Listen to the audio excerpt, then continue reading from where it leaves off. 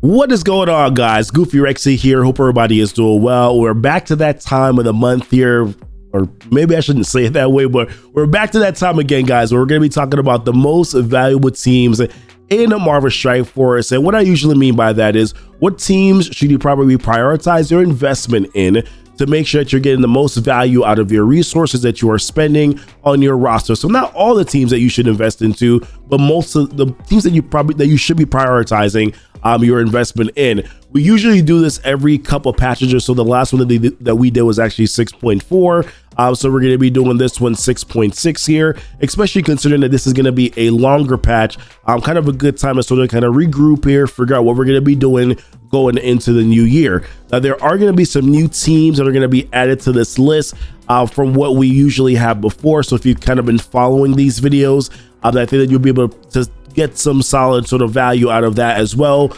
And knowing that there are going to be some new things that we're going to be talking about here on this list. So let's actually dive right on into it, guys. The first team that we are going to be talking about, though, and usually kind of the team that we typically tend to start off with, it's because they are so good and it's a Darkhold team, right? It's still one of the best overall teams right now in Marvel Strike Force, usable in a variety of different game modes. Now, they're not great in Arena anymore, except for Morgan Le Fay, right? Like, Morgan Le Fay is great in Arena, but they do still hold their own and hold their weight and value in the Arena shard. But of course, there's a lot more hybrids now with Horseman teams and Hela and Spider Weaver and 2099 and Kestrel. There's so many better hybrid teams that are there now. So the Darkhold team may not be the top tier team there, but still Morgan is great in Arena. And then you also have these other game modes where this team is still one of the top tier teams there. Cosmic Crucible, you have Raids,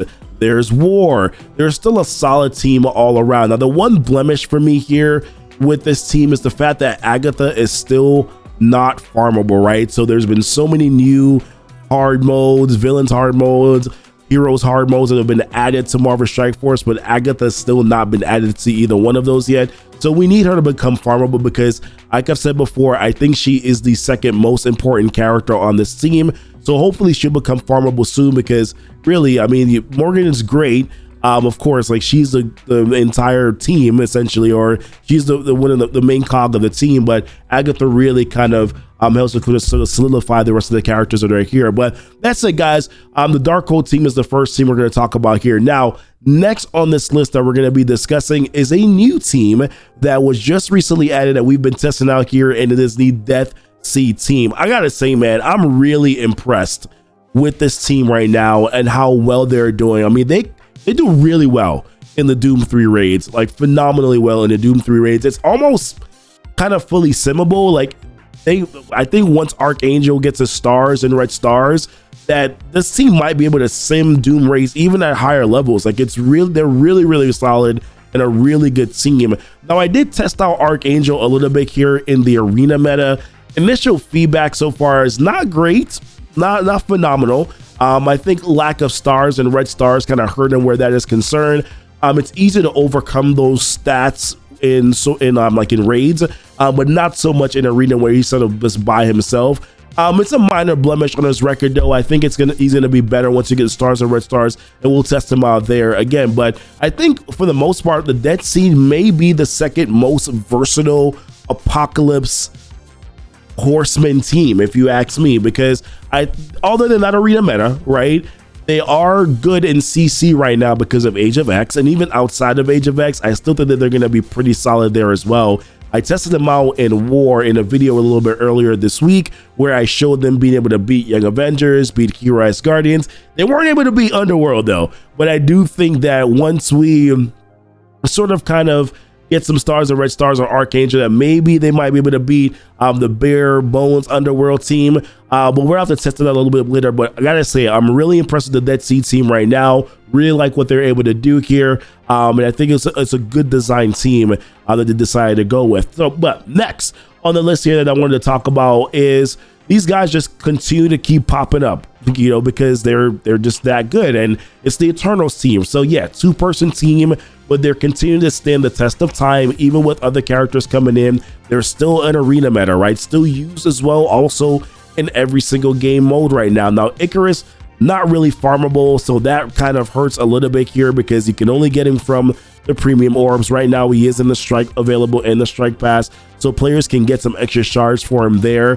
What really would like if he had become farmable, similar to how Cersei became farmable in an actual node, so that players could actually target farm those characters, but it's not the case, and I hope that they actually, well, usually when characters go to the premium orbs, it takes forever for them to go anywhere else, so I guess my hopes are not very high where that is concerned. But this team still an arena meta team right now. They're great in Cosmic Crucible. They're good in Alliance War. They're good in raids.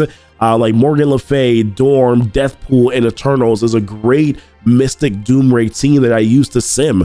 Pretty much basically all the Doom raid nodes. I think I may take out Dorm and use Spider Weaver for the first 2 nodes, and then the boss node I'll bring in Dormammu. That's usually kind of how I do it.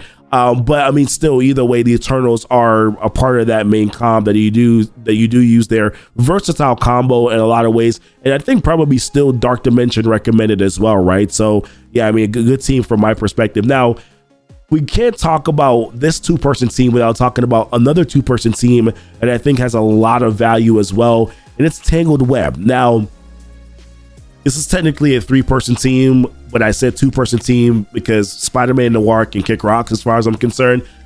Yes, fine, he's usable in Cosmic Crucible, whatever.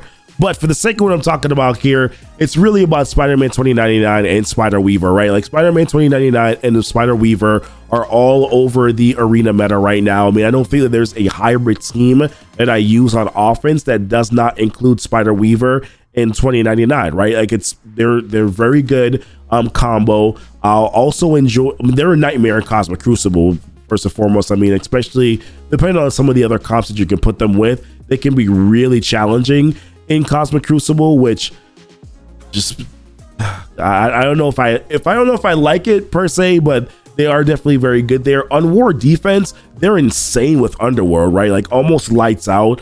Them also with Hela, Zombie Iron Man against the Dormhole team in Alliance War is really good. And of course, Weaver is also needed for Apocalypse as well. In Spider-Man 2099, holding the city tag may make him a viable option for probably some of like your city content for your Dark Dimensions. Something to consider moving forward here. Although I don't know, like being that you may not want to put G16, I did because I needed it for arena meta. And he wasn't a Mystic character, so I was like, all right, fine, I'll put the G16 gear on him. I don't regret it, but it's just one of those things where your gear may dictate how high you're able to bring some of these characters, right? But I like Tangled Web outside of Cosmic Crucible. I like being able to use them in Arena. I like being able to use them in Alliance War.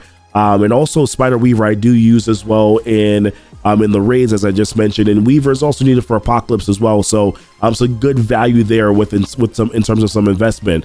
Now, next team I wanted to talk about on this list is the Gamma team.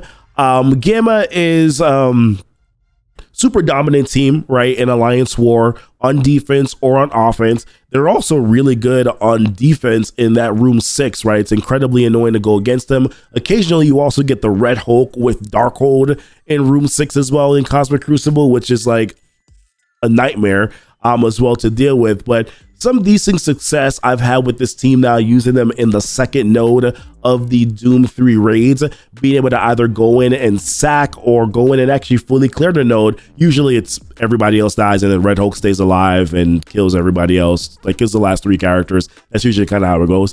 But been having some success using this team here. So I think Gamma is a pretty good team, a little bit more versatile than maybe we think. Not super versatile, but a little bit more versatile than we think they are. I also like the fact that Hulk as well, from an earlier player perspective, has some value with like some of the other Wave 1 Avenger characters that have also gotten reworked, right? So if you're looking at like Captain America, Thor, Iron Man, like those characters are characters that have also gotten reworks. They're valuable characters for your investment anyways, and then you can use them. You can use Hulk with them and kind of get some good stuff going there. So for me personally, like I like that there is a little bit of versatility there too. She-Hulk also does have the city tag, so technically you can use her in Dark Dimension, although she's really expensive.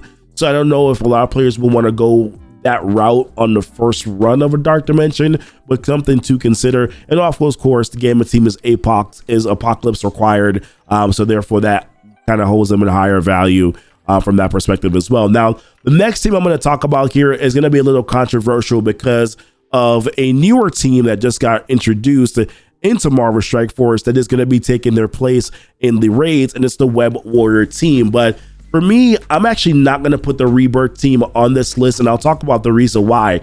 We haven't gotten, like, unlike Death Seed, who is a new team, but it's a new team that I've been able to test out, and a lot of players have been able to test out. The Rebirth team is a new bio-raid team, but we haven't been able to fully test them out yet. So we don't know exactly what they're going to be able to do. Now, they should be better than Web Warriors. We'll have to see, but I think Web Warriors still are going to hold a little bit of value here.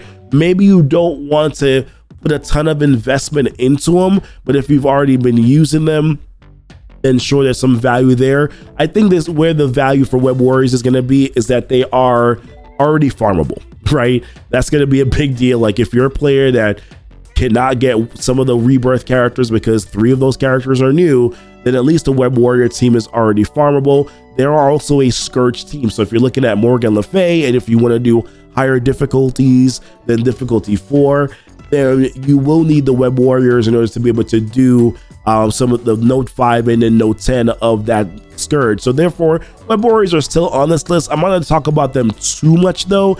And actually, that's another thing to talk about too. Like if you're looking at Dark Dimension, I just said I'm not going to talk about them too much though, and I'm continuing to talk about them. If you look at the city section of your Dark Dimension, some of your best options that are available are Web Warrior characters, right? Like we did talk about 2099 being an option.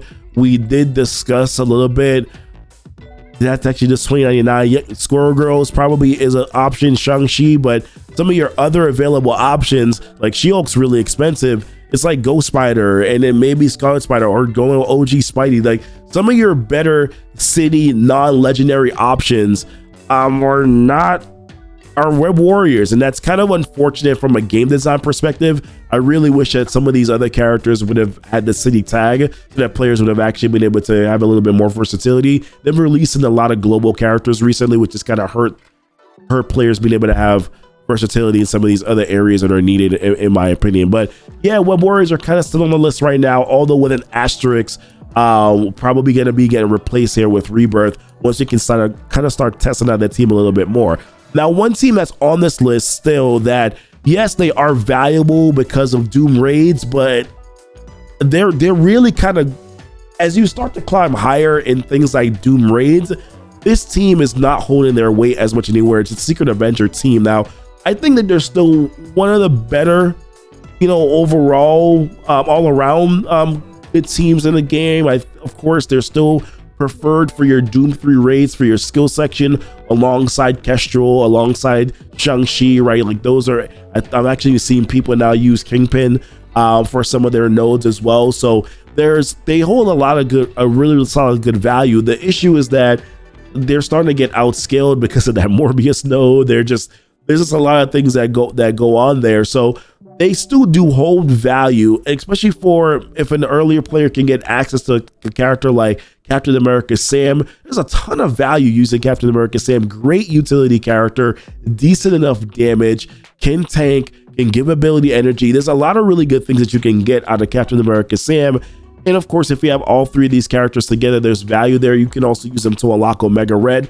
So there's value there with the team, but from a Doom Raid perspective, they're kind of starting to scale a little bit out of it. And I could see this team probably getting replaced very soon for these Doom 3 raids. Now, next team on the list for me here, I wanted to talk about are the Bionic Avengers. I think that's another one of your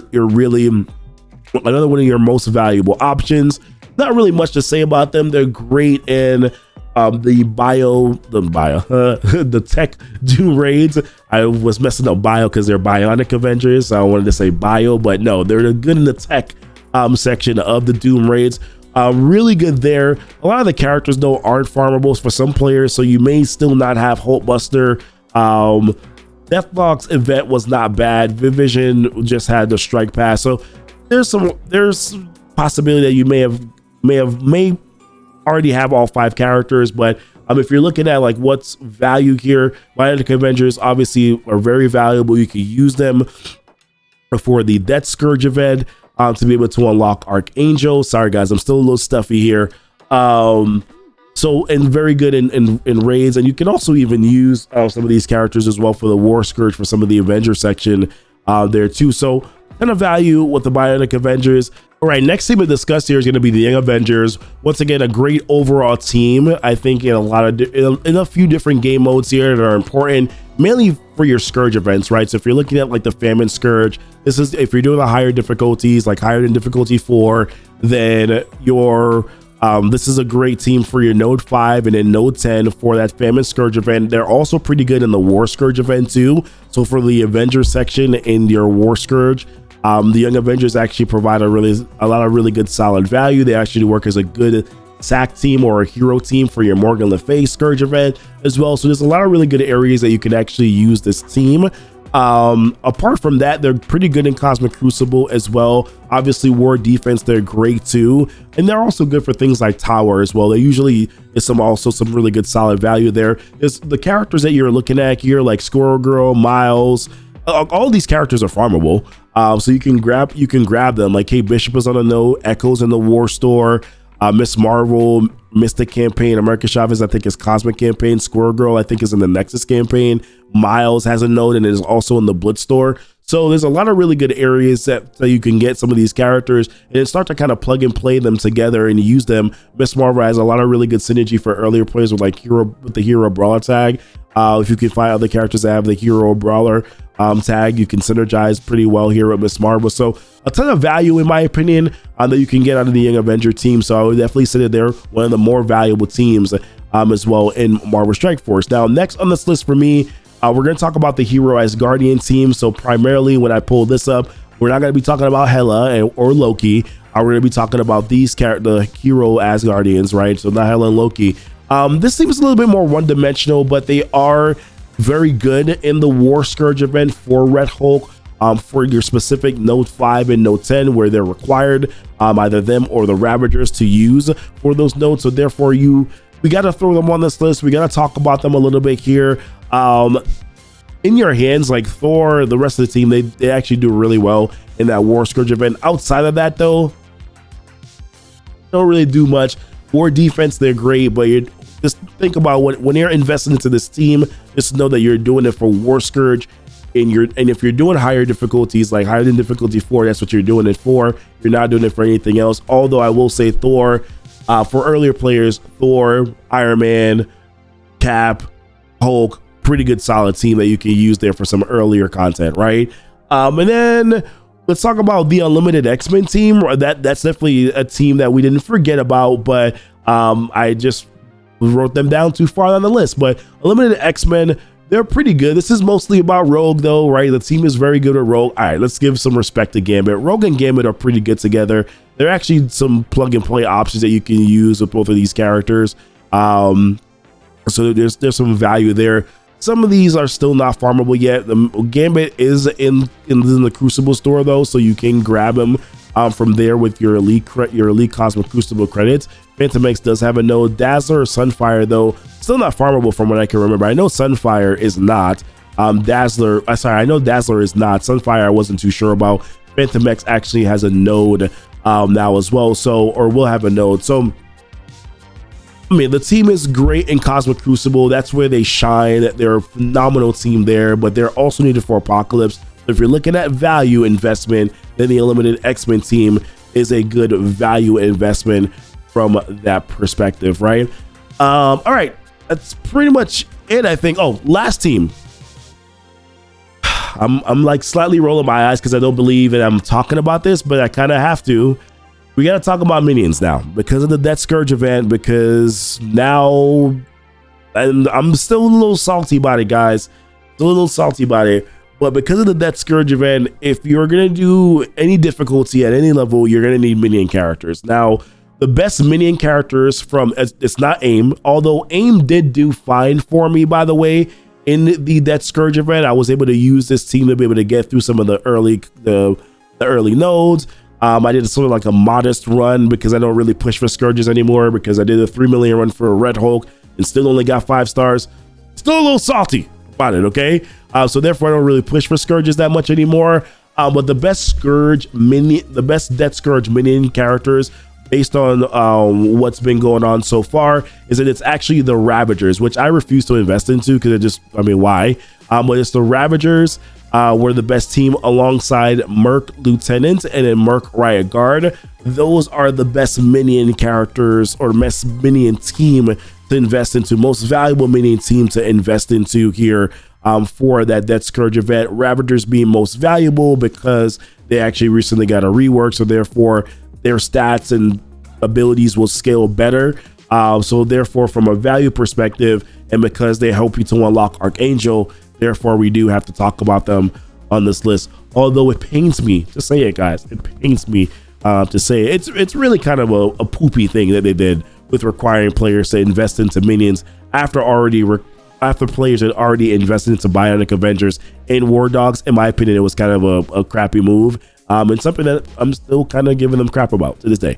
All right, but listen, guys, appreciate you watching the video. Hopefully this was helpful for you in regards to sort of like your planning and what you should invest into here. Rebirth team probably going to be on this list the next time that we do it, but we weren't able to test them out yet, right? So once we test them out and see how they do, see how they perform, then we'll probably add them onto this list. But listen, thank you for watching the video. Don't forget to like and subscribe to the channel if you haven't done so already, and the notification bell so that you know when the videos do go live. Check out the links that are down below in the description, Discord, Patreon, all that stuff, guys. And until next time, y'all be blessed. Y'all be safe.